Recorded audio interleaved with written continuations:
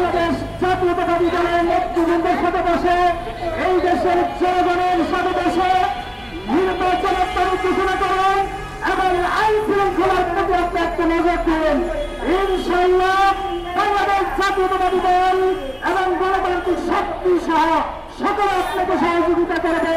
আওয়ামী প্রেতাত্মারা এই দেশে কিছুই করতে পারবে না ইনশাআল্লাহ। এই আশা ব্যক্ত করে সকলকে ধন্যবাদ জানিয়ে আমি আমার সংক্ষিপ্ত বক্তব্য শেষ করলাম। আল্লাহ হাফেজ। বাংলাদেশ জিন্দাবাদ।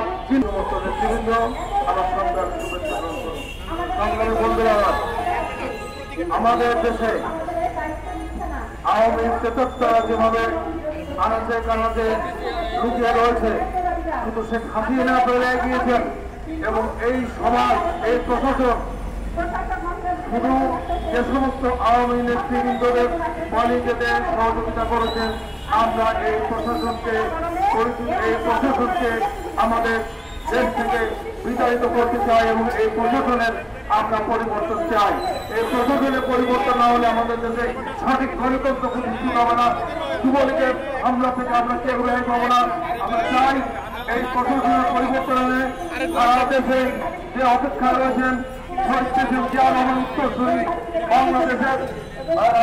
বাংলাদেশের গণতন্ত্রকামী আমাদের দলীয় ভারপ্রাপ্ত প্রেসিডেন্ট যারা তারেক রহমান সাহেব, ওনার নেতৃত্বে বাংলাদেশের সঠিক নির্বাচন আমরা গণতন্ত্রকে প্রতিষ্ঠিত করে জাতীয়তাবাদী দলের নেতৃত্বে আমরা দেশকে করতে চাই, সমাজকে করতে চাই, আমাদের দেশে শান্তি চাই। তাদেরকে ধন্যবাদ জানাই। বাংলাদেশ জিন্দাবাদ, জাতীয়তাবাদ জিন্দাবাদ এবং খালেদা জিয়া জিন্দাবাদ। সকলকে ধন্যবাদ। এখানে উপস্থিত বাংলাদেশের গণমানুষের নেতা স্বৈরাচারী হাসিনার পুলিশ কর্তৃক সংসদ ভবনের সামনে সন্ত্রাসের শিকার হয়েছিলেন। শ্যামবাগের আগামী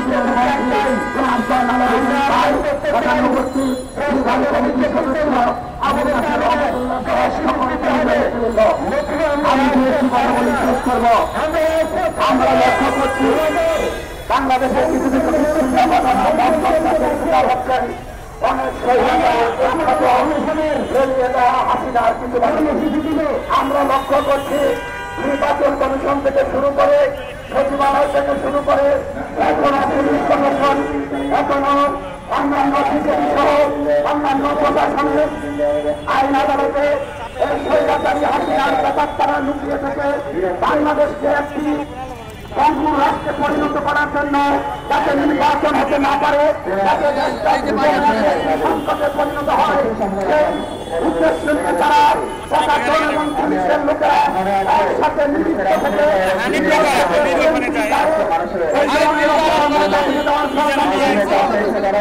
আমরা বলতে চাই পুলিশ প্রশাসনকে সোজা করে আমাদের পক্ষে দাঁড়িয়েছিলেন সেই বাইরে